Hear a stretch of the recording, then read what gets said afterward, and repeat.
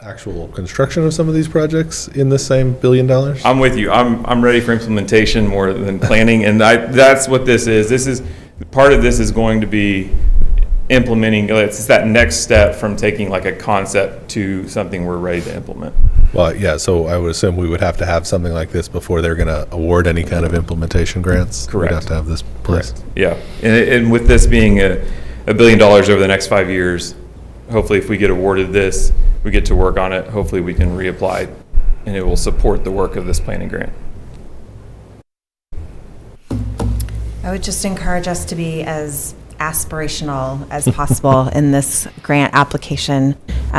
Looking at how these federal agencies are awarding right now and listening in on some of their conversations, I think they're really wanting us to reach big. So yes, 6th Street, and yes, but like, how do you make it even pop even more? I think it's a challenge for our smaller communities, I think, to do that. So really digging deep and reaching high, I think, are really important. Great opportunity for us as a community with all the conversations that we have from time to time about active transportation to really kind of tie it together and have a plan, I think, would be wonderful. Yep. And just as another building on that, Amy, Councilor Jaloski, is, we're going to be hopefully coming to you with some good news on another grant in this world too that we've applied for with ODOT for the TA funding. Anything further? Your recommendation, I assume, is that we approve the resolution? Yes. Thank you so much. Councilors? Motion to adopt resolution number CC-2022-27. Second. We have a motion and a second to adopt the resolution. Please vote. That's approved with the vote of 5-0. Good luck on the grant application. That takes us to item 10, ordinances. We have ordinance 30, first read, ordinance 3504. This is an ordinance amending Stillwater City Code by amending Chapter 23, Land Development Code, Article 7, Signs, Division 2, District Sign Regulations. This was discussed in our earlier public hearing. Is there a motion on the ordinance? Move to advance ordinance 3504 to second reading. Second. A motion and a second to advance the ordinance to second read. Please vote. With a vote of 5-0, ordinance 3504 will be advanced to second reading. Item B is ordinance 3509, an ordinance rezoning tract of land located at or near 1407 and 1809 East Burris Road and 5920 North Jardeau Road from agricultural A to large lot single family RSL. This was from our prior meeting. Is there a motion on the ordinance? Motion to advance ordinance number 3509. Second. We have a motion and a second. Please vote. With a vote of 5-0, ordinance 3509 is advanced to second reading. On second reading, we have ordinance 3496 corrected. This is a corrected ordinance closing an easement located in the northeast quarter of section 35, township 20 north, range 2 east of the Indian Meridian, city of Stillwater, Payne County, Oklahoma, on property located on North Rogers Drive, south of Richmond, adjacent to North Rogers Drive in Parkview Estates, section 10, and repealing all ordinances to the contrary. Motion to adopt ordinance 3496. Second. We have a motion and a second to adopt ordinance 3496 corrected. Please vote. That's approved with a vote of 5-0. Reports from the officers and boards. Ms. Carnley. Just one quick announcement this evening. Legal intern Ashlyn Garris has passed the bar exam, and she is joining my staff as an assistant city attorney, and I look forward to introducing her to everyone at an upcoming council meeting. So we are very proud of her and happy to have her on staff. Fantastic news. Good for her. Good. Congratulations. Yes. Mr. McNichol. Usually these are pretty positive. Yes. This probably goes in the category of the bridge. And again, a lot of discussion here before we take this action, but we find that throughout the remainder of October, due to there will be a temporary reduction in waste management services due to staffing shortage. Not garbage, but residents will need to drop off glass and yard waste at the collection center. These items will not be picked up for the month of October. To help customers through October, they are not limited to 1 truckload per day, as they have been in the past. And I want to remind people that trailers are still not allowed at the convenience center due to safety purposes. It's just not big enough to get them in there. The issue here has been that we've been working staff awful hard, and Matt's here, could speak to this if you have additional questions, but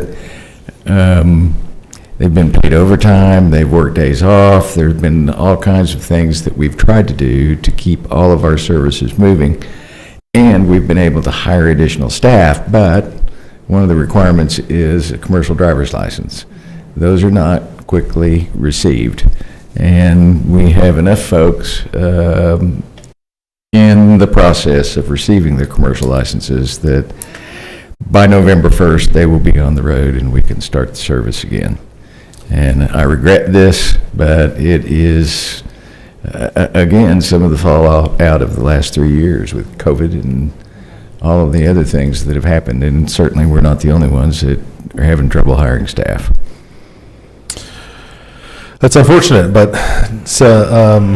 it is what it is. So trash and normal recycling will still be picked up on normal schedule. It's just yard waste and glass collection, the once-a-month glass collection, will need to be taken directly to the convenience collection center, which is reopening tomorrow morning. And frankly, one of the reasons that we reached this decision is that we didn't want to lose any more staff because of the amount of time we've been working them. Hopefully this 1 month period will give us time to get our feet back on the ground and get everything back in normal swing of things. Are we actively hiring in waste management right now? Yes. So yes, we will have enough to resume service November 1. How many openings do you have right now? I currently have 5. Just to give you an idea. And how many do you have going for their CDLs right now? 3. Okay. 5 openings and 3 that are working towards. So you see the extent of the problem. if you're looking for work, waste management's hiring. And the benefits are outstanding. Yep. Thank you, Mr. McNichol. Vice Mayor. Yes, as earlier, we recognize the public utilities. The Public Power Week is October 2nd through the 8th. This year's focus is educating the next generation of public power customers. There are multiple resources and helpful tips available on the Public Power website. Some of the tips include, and these are really good, heating and cooling your home uses a lot of energy. Set your thermostat to 68 degrees in the winter and 78 degrees in the summer to save energy and money on your power bill. Unplug appliances when you aren't using them. Even when they aren't being used, they are sometimes drawing phantom power, which wastes energy. For more great information, visit publicpower.org. Also, many thanks to our great staff members who serve in the Stillwater Utilities Department. They go above and beyond every day to keep the lights on and so much more. And I have one more. Happy Yes. birthday. Oh, thank you very much. You bet. Appreciate that. Councilor Hawkins. The Payne County Board of Commissioners issued a burn ban through October 13th. Payne County remains in a severe drought, and with the wind added, these conditions can change a controlled fire to an uncontrolled fire emergency very quickly. Please do not burn brush piles. Those piles will remain hot for several days, maybe even weeks, and history has shown that they can cause destructive wildland fires.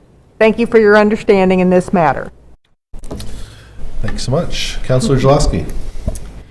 Just a reminder, if you've had difficulty making utility or rent payments as a result of COVID-19, the City of Stillwater and Our Daily Bread may be able to help. The funding assistance program will be available until all funds are dispersed. Please go to www.ourdailybreadstillwater.org to apply for more information. Thank you.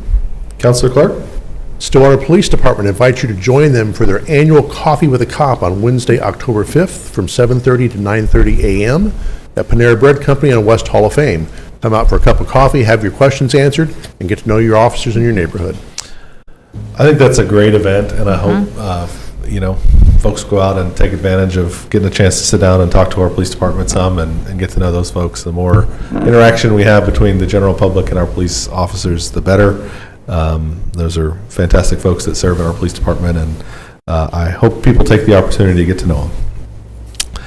I will chime in here and let you know that you can join us online or in person this Friday, October 7th at 9:30 a.m. right here in council chambers for Stillwater Fire Department pinning ceremony. This ceremony will be to pin the new fire marshal, Thomas Tharp, who was here this evening with Sparky. He served the city for many years and was most recently our deputy fire marshal and will be moving up to fire marshal here for the city of Stillwater. The ceremony will be on our City of Stillwater YouTube channel and also television channels AT&T UVerse 99 and Suddenlink Channel 14.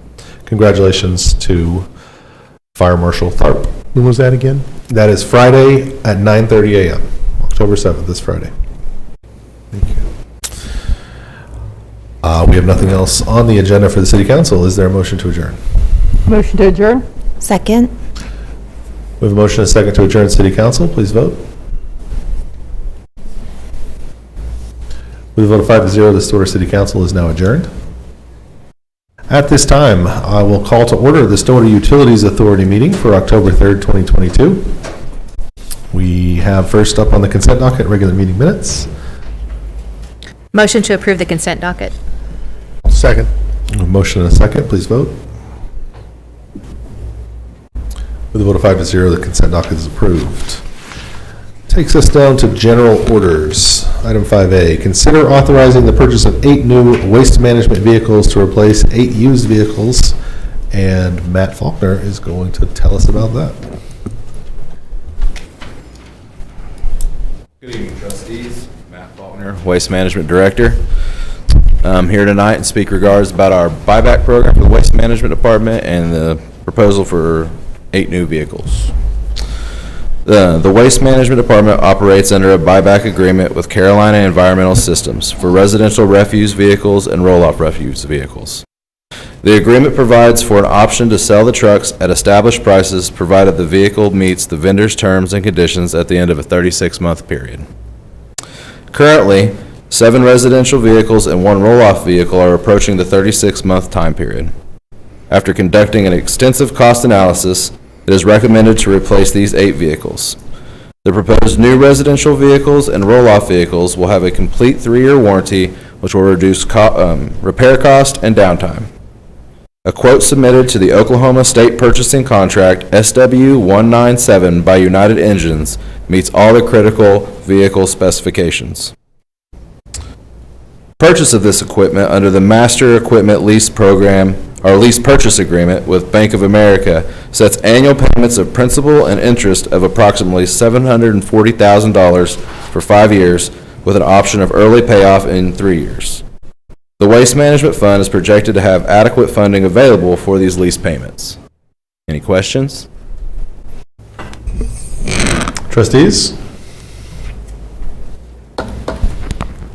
All right. Recommendation for us? I do have a recommendation. I have a motion to authorize the purchase of 8 new waste management vehicles and replace 8 used vehicles as follows.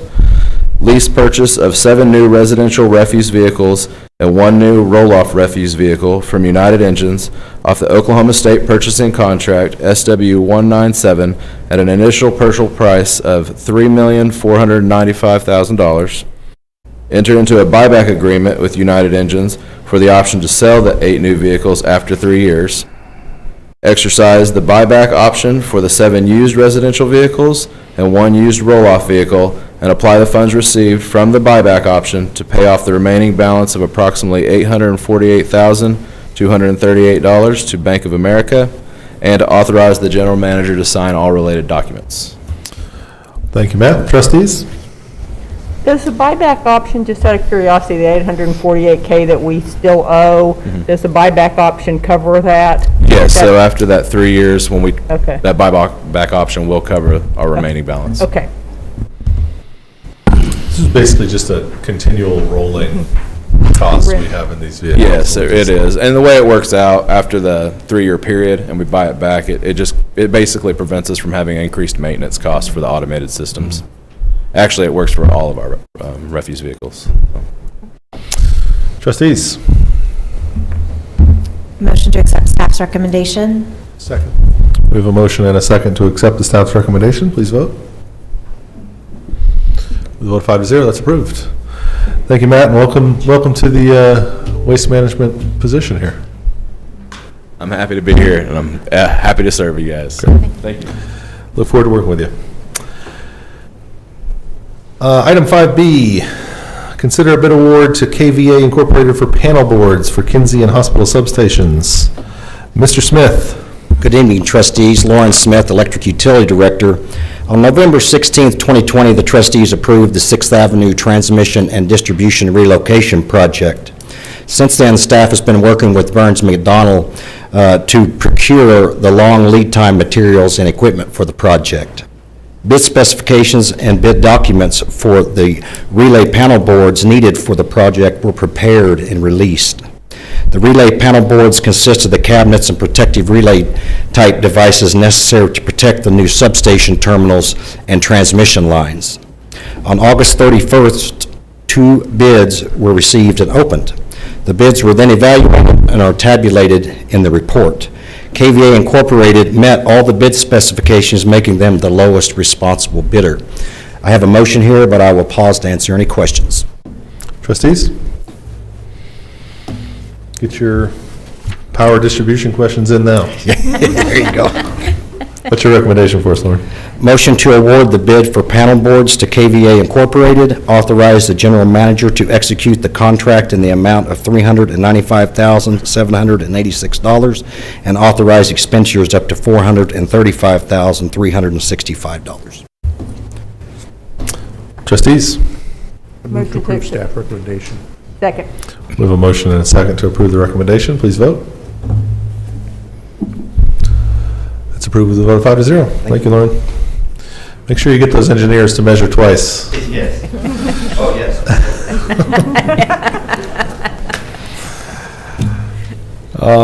That takes us to the end of the SUA agenda. Any reports? Is there a motion? Motion to adjourn. Second. We have a motion and a second to adjourn SUA. Please vote. With a vote of 5-0, Stillwater Utilities Authority is now adjourned, and that concludes our meetings for the evening. Thank you.